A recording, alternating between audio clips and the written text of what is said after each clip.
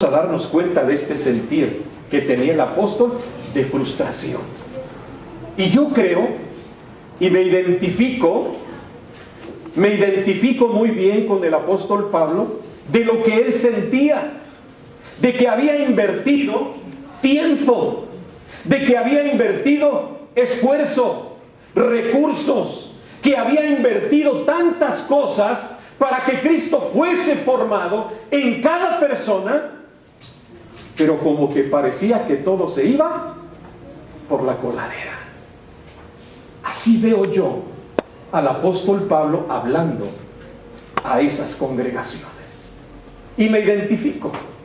Porque es muy difícil. Yo creo que los pastores, los misioneros, los que estamos al frente de una congregación, nos enfrentamos a esto. Y debemos de tenerlo presente. Si tú estás al frente ahí de la misión de la congregación, no, yo como pastor, los pastores, tenemos que entender esto, que el ministerio no es algo, no es un ministerio que no va a tener problemas, que no va a tener dificultades. Y yo creo que cada persona que quiera adentrarse al ministerio tiene que ir preparado para saborear grandes dosis de frustración. De frustración. Esto es lo que vivimos y lo que enfrentamos. Esto es lo que Pablo nos va a decir en estos versículos. Y nos va a transmitir ese sentir de frustración que él sentía por aquellos que había invertido tantas cosas, pero que estaban volviéndose atrás a los rudimentos, a las cosas que realmente no valían. Vamos a ver y vamos a experimentar el sentir de Pablo en esta exhortación que les hace contra el volver a la esclavitud. Vamos a ir viendo verso tras verso. Primer punto, vamos a ver. Recordando, haciéndoles ver o recordándoles el sentido, que dice ahí, el peligro del retroceso. Recordando el peligro del retroceso. Versos 8 al 11. Se los voy a leer. Pongan mucha atención. Dice Pablo, dice la palabra de Dios: ciertamente en otro tiempo, no conociendo a Dios, servías a los que por naturaleza no son dioses. Mas ahora, conociendo a Dios, o más bien siendo conocidos por Dios, ¿cómo es que os volvéis de nuevo a los débiles y pobres rudimentos a los cuales os queréis volver a esclavizar? Guardáis los días, los meses, los tiempos y los años. Me temo de vosotros que haya trabajado en vano con vosotros. ¿Podemos ver el sentir de Pablo? Me temo de vosotros que haya trabajado en vano con vosotros, recordando el peligro del retroceso. Inciso A. Podemos ver aquí adoración verdadera contra ¿qué? Contra adoración falsa. Y el versículo 8 nos lo dice claramente. Ciertamente en otro tiempo, no conociendo a Dios, servíais a los que por naturaleza no son dioses. Y Pablo les hace ver esto. Recuérdenlo, ténganlo presente. Piénsenlo, que antes que ustedes no conocieran a Dios, servían a otros dioses, a dioses falsos, a dioses paganos. Y yo creo que cada uno de nosotros, en nuestra experiencia de conversión, podemos darnos cuenta que estábamos en una condición tal antes de conocer a Cristo. ¿Cuántos eran o éramos idólatras? Pues se levantan muchas manos, ¿verdad? Porque estábamos en esa condición cuando no conocíamos a Cristo. Estábamos en esa situación, adorando a dioses falsos. A dioses falsos. A dioses que tienen ojos, tienen oídos, tienen boca, tienen manos, brazos, y no pueden actuar. Pero antes estábamos en esa condición. Pero ahora que conocimos a Cristo, tenemos tenemos libertad y adoramos al Dios verdadero. Adoración verdadera contra adoración, ¿qué? Falsa. ¿Qué es lo que hacemos aquí? Estamos adorando al Dios verdadero. Y Dios, que conoce nuestros corazones, sabe perfectamente cuál es nuestro sentir al estar alabando, cantando con el grupo todos estos cantos de alabanza. Y nosotros creemos que estamos adorando al verdadero, amén.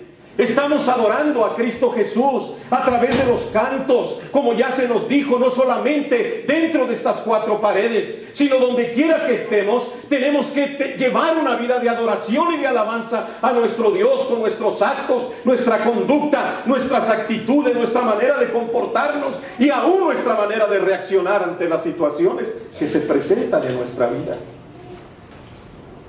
Adoración verdadera, donde se hace presente el Rey de Reyes y Señor de Señores.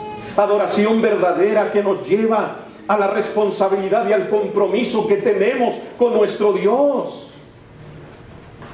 Porque no estamos esperando que la adoración o la alabanza nos guste. La alabanza es para Dios y no es para nosotros. Y esto tengo que recalcarlo otra vez. Que tú no salgas de aquí diciendo: hoy la alabanza no me gustó, hoy la adoración no me gustó. Pues es que la alabanza no es para que te guste, para que te sientas bien.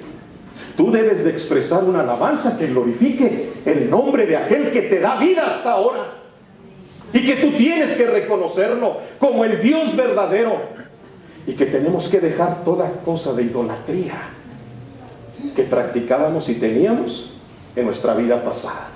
Pero como dice el tema, la serie, ¿eres libre o sigues siendo esclavo? ¿Todavía por ahí te vas a adorar o a tener tus ídolos? Y todo ídolo que podemos formarnos es cuando le damos lugar a aquellas cosas que quieren tomar el lugar de Dios. Cuidado. Y era lo que Pablo les estaba haciendo ver a estos creyentes de esas iglesias. Ciertamente en otro tiempo, no conociendo a Dios, servías a los que por naturaleza no son dioses. Adoración verdadera contra adoración falta. Pero también, inciso B, libertad contra ¿qué? Contra esclavitud. ¿Qué nos dice el versículo 9 y 10? Mas ahora, conociendo a Dios, y como que Pablo se detiene aquí, o más bien, siendo conocidos ¿por quién? Por Dios. Por Dios, siendo conocidos por Dios. ¿Cómo es que os volvéis de nuevo a los débiles y pobres rudimentos a los cuales os queréis volver a esclavizar? Guardáis los días, los meses, los tiempos y los años. Fíjense cómo estaban aquellos creyentes. Después de que habían conocido a Cristo, después que habían experimentado la verdadera libertad, seguían en los rudimentos, en las falsedades, en las costumbres, en las tradiciones. El versículo 9 dice claramente: mas ahora, conociendo a Dios, o más bien siendo conocidos por Dios. Déjeme detenerme aquí, porque a veces malinterpretamos cuando nosotros decimos: yo conocí a Dios. No. Él nos conoció a nosotros en la condición en la que estamos. Es que yo llegué, conocí al Señor en esta experiencia. O sea, Dios fue el que se acercó a ti viviendo en esa condición y te dijo: yo puedo hacer algo por ti. Extender su mano y sacarnos del lodo cenagoso donde nos encontrábamos. Fue Dios quien nos buscó. Tú no buscabas a Dios. ¿Por qué? Porque el hombre prefiere seguir en sus placeres, pero Dios es el que nos busca. Y gloria a Dios, porque nos ha encontrado y ahora somos parte de su familia. Entonces, ¿por qué os volvéis de nuevo a los débiles y pobres rudimentos? Y ahí Pablo lo expresa. ¿Guardáis qué? Los días, los meses, los años, días de fiesta, etcétera, etcétera. ¿Sí? Y que muchas veces como iglesias cristianas caemos a esto.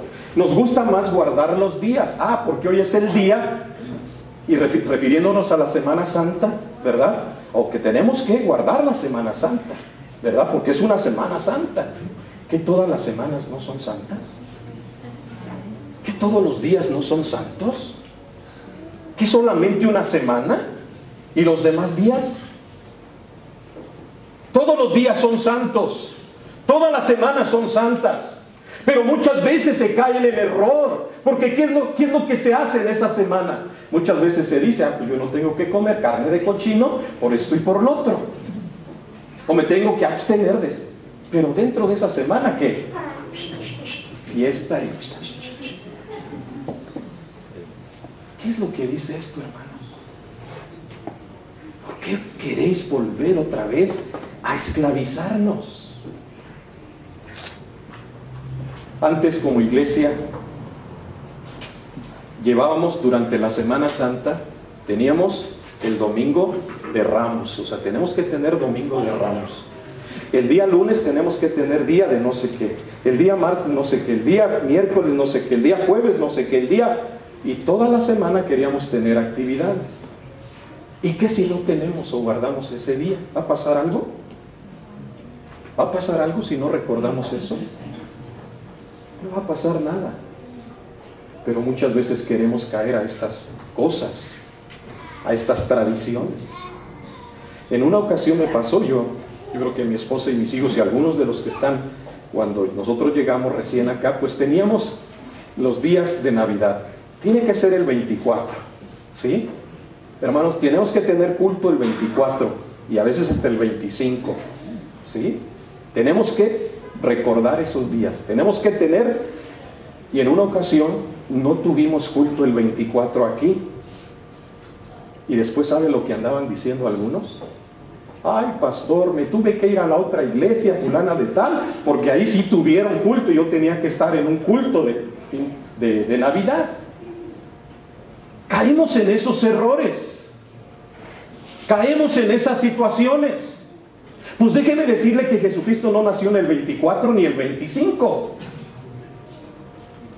¿Y por qué tenemos que guardar esos días?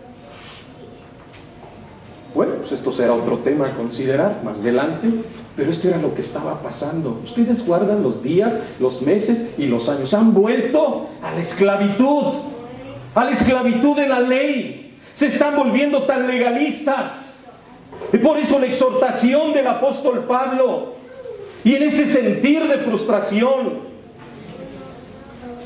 vemos ahí como les dice: me temo de vosotros que haya trabajado en vano con vosotros. Y esto me pega a mí, mi hermano, esta palabra me pega a mí primeramente, como pastor. Que todo lo que uno ha invertido en estos 19 años, que hemos invertido en familias, en personas, como dice Pablo, me temo que todo haya sido en vano. Porque hay personas, hay creyentes que han retrocedido, que no se han querido someter, que no han querido tener presente los principios de la palabra de Dios. Y qué frustración hay en uno, hermano, como pastor. Qué frustración hay en uno como pastor. Uno hasta quisiera renunciar. Me temo de vosotros que haya trabajado en vano con todos vosotros. Inciso C. ¿Esfuerzo qué? Legítimo contra esfuerzo inútil. Versículo 11. Me temo de vosotros que haya trabajado en vano con vosotros. Esfuerzo legítimo contra esfuerzo inútil. ¿Cuál sería el esfuerzo legítimo y cuál sería el esfuerzo inútil? Esfuerzo legítimo podríamos mencionar Josué capítulo 1 verso 9. ¿Qué dice? Esfuérzate y sé valiente, no temas ni desmayes, porque yo Jehová estaré contigo en donde quiera que vayas. Eso es un esfuerzo legítimo. Jehová se lo estaba pidiendo a Josué. Tienes que esforzarte, tú ahora eres el líder, tienes que esforzarte, Tienes que esforzarte. Yo voy a estar contigo, pero esfuérzate. Ese es un esfuerzo legítimo. Pero un esfuerzo inútil, ¿qué sería? Un esfuerzo inútil, déjeme ponerle este ejemplo. ¿Todos vieron la película El Titanic? El Titanic, ¿qué le pasó al Titanic? ¿Qué decían del Titanic? Que ni Dios lo iba a hundir, pero sucedió, se hundió, ¿sí? Y un esfuerzo inútil sería que las personas dentro, yo creo que ahí en el Titanic, ¿verdad? Había grandes restaurantes, ¿verdad? Donde la gente iba, de pista de baile, y todos los que vieron la película lo saben. Pero un esfuerzo inútil sería que los encargados del restaurante o los meseros dijeran, viendo al Titanic que se estaba hundiendo, viendo que se estaban hundiendo, decir, acomoden las mesas, traigan el trapeador para poder limpiar aquí, ¿verdad? Eso sería un esfuerzo inútil. ¿Cómo? Acomodar las mesas, las sillas, traer el trapeador para sacar el agua, si se estaban hundiendo. Ese es un esfuerzo inútil. Esfuerzo verdadero, legítimo, contra esfuerzo inútil. Pablo les está recordando el peligro del retroceso. Número 2, Pablo les está mostrando el ejemplo a seguir con amor. Versículo 12, en la primera parte. ¿Cómo les habla Pablo? Os ruego, hermanos, que os hagáis como el pastor, que os hagáis como los líderes. ¿Qué dijo Pablo? Que os hagáis como yo. Fíjense cómo está hablando Pablo aquí. Os ruego, hermanos, que os hagáis como yo, porque yo también me hice como vosotros. Qué tremenda palabra y qué tremendo testimonio y compromiso de Pablo al decirle a las iglesias de esa región, a los creyentes, ¿cómo les dijo? Imítenme a mí, sean como yo. Os ruego, hermanos, que os hagáis como yo. ¿Alguien podría decir esta palabra aquí, hermanos? ¿Alguien lo podría decir? Yo creo que nos quedamos muy bajos, nos quedamos muy cortos, pero Pablo lo dijo. Pablo lo dijo. No dijo crean como yo, ¿sí? No les dijo crean como yo, sino que les dijo háganse como yo, vivan como yo. Y qué tremendo es esto, hermanos. ¿Usted se arriesgaría en un día que saliera ahí de su casa y se topara con su vecino y le dijera, vecino, viva como yo? ¿Se arriesgaría a decirle a su vecino esto? Pablo lo dijo. Pablo lo dijo. No crean como yo, sino háganse como yo, mostrando el ejemplo a seguir con amor. Porque no hay algo más poderoso y transformador que el testimonio de una vida transformada, que el testimonio de una vida cambiada. No hay algo más poderoso en la vida que el testimonio de una vida cambiada por Cristo Jesús. Por eso nosotros, mis hermanos, debemos guardar nuestro testimonio, nuestra conducta, que sea santa, irreprochable, intachable, santa, pura, delante de todos, delante de Dios, pero también delante de los hombres. ¿Sabe? En la clase de varones que tuvimos hoy, ¿no está la radiografía por ahí? Yo les decía, hermanos, el viernes les voy a tomar una radiografía de mi rodilla y les voy a mostrar los resultados. ¿Por qué me fui a tomar esta radiografía de mi rodilla? ¿Sí la ven? Les presento a mi rodilla. ¿Por qué me fui a tomar esta radiografía? Porque constantemente se me inflama mi rodilla derecha y me da un dolor tremendo. El domingo pasado que me bajé del púlpito, yo iba cojeando, me bajé así. Ahorita, gracias a Dios, la tengo bien. Entonces el viernes me hice esto. ¿Y ustedes desde allá atrás la alcanzan a ver? Yo creo que el aparato que tienen ahí en el hospital es bien potente, porque ni siquiera me subí el pantalón para que me tomaran esta radiografía. Pero, ¿sabe? Los ojos de Dios son más potentes que esta radiografía, que los rayos X. Y Dios sabe perfectamente cómo está qué. ¿Qué es lo que estoy?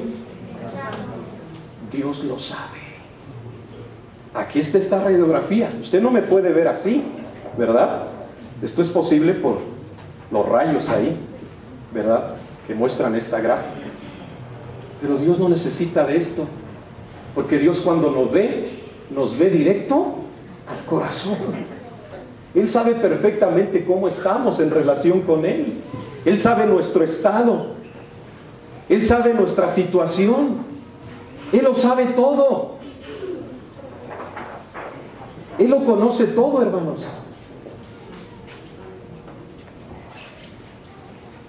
Mostrando el ejemplo a seguir con amor. No hay algo más poderoso y transformador que el testimonio de una vida transformada por Él.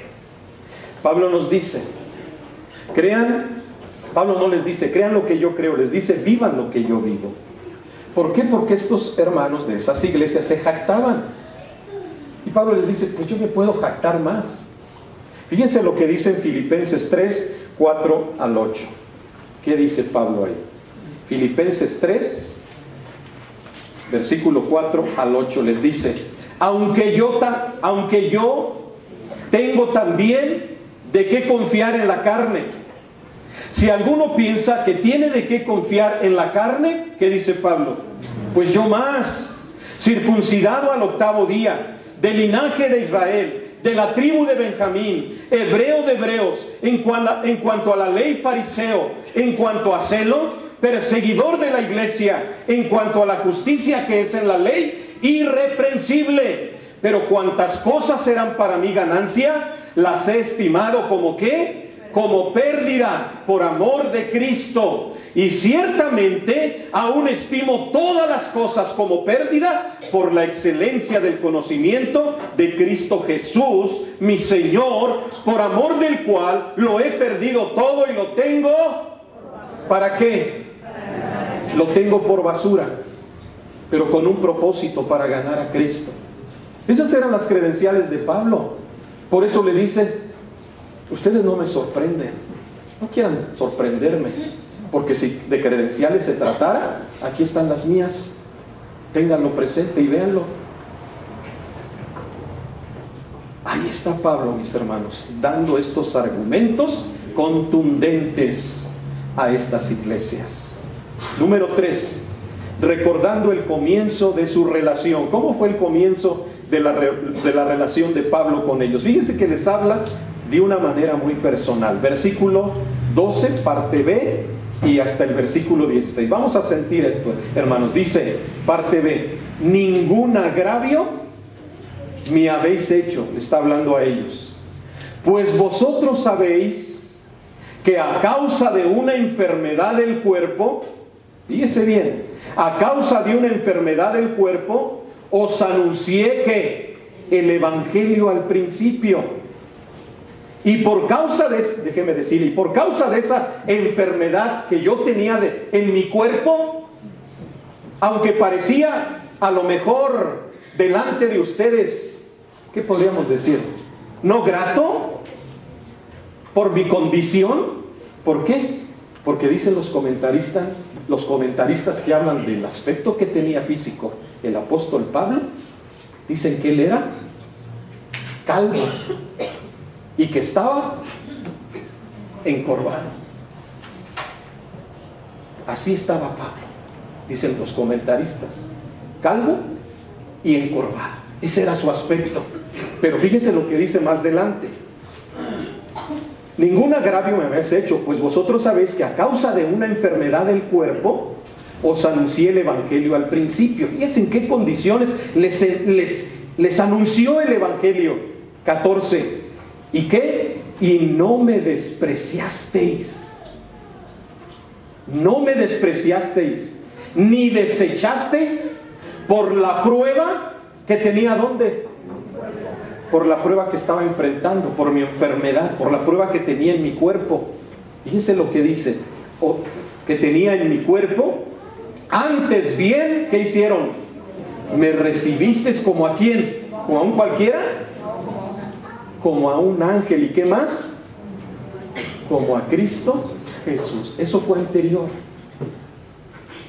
Y Pablo estaba argumentándoles esto. Y les estaba diciendo, ¿qué pasó? ¿Qué pasó? ¿Por qué ahora están tratando de volver a la esclavitud? ¿Qué no me costó? ¿Qué no pude yo ver en ustedes? El aprecio aún en medio de mi enfermedad, de mi condición física.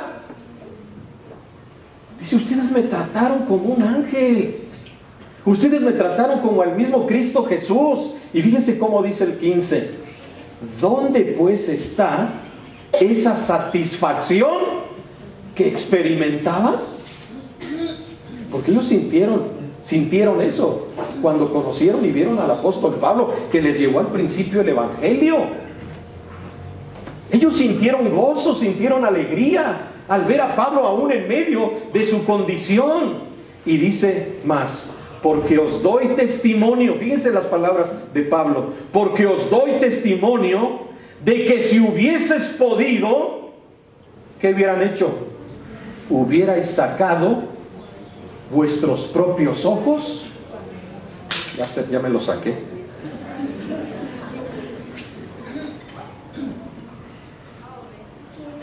Para dármelos. Tanto era el amor que tenían en el pasado, en esa relación de Pablo y ellos, que estaban dispuestos a hacer todo esto por él.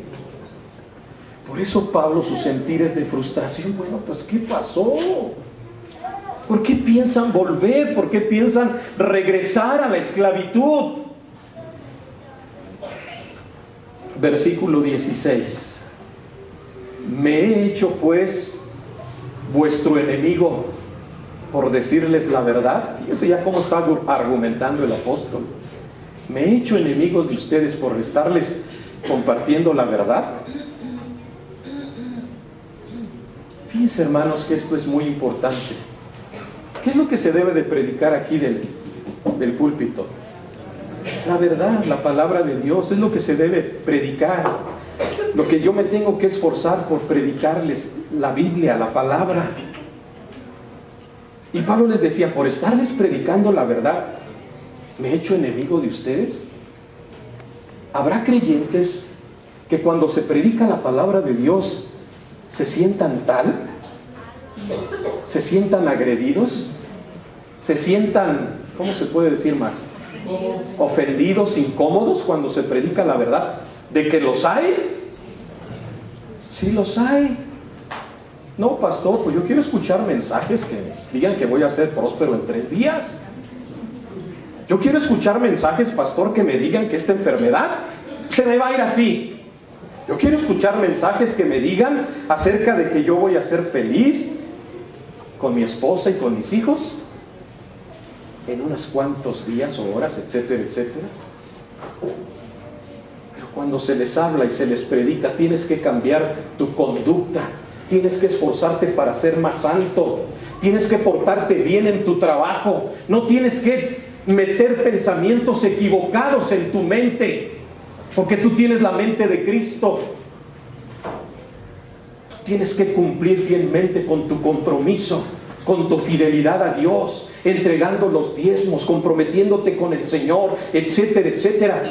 ¿Qué hacen muchos? Dicen, aquí, ¿cómo dice el dicho? Más vale que digan, aquí corrió, que aquí quedó. Y pues vámonos a otra iglesia, ¿verdad? A lo mejor allá, fíjate, y se te junta ahí tu compañero de trabajo y te dice, mira, ven, te invito, ahí se te dice que vas a prosperar, ahí se te dice que vas a parar de sufrir, ahí te van a decir que vas a tener esto y lo otro. ¿Y qué hacen a muchos cristianos tibios, muchos cristianos endebles en su fe, en su conocimiento de la palabra? ¿Qué van a hacer? Pues vámonos, es lo que yo quiero oír. Esto era lo que Pablo les está diciendo aquí, lo que les está haciendo sentir aquí. ¿Qué pasó? Uno de los propósitos de la predicación, y aquí algunos hermanos que han estudiado esto, es confortar al afligido, ¿verdad? Es uno de los propósitos.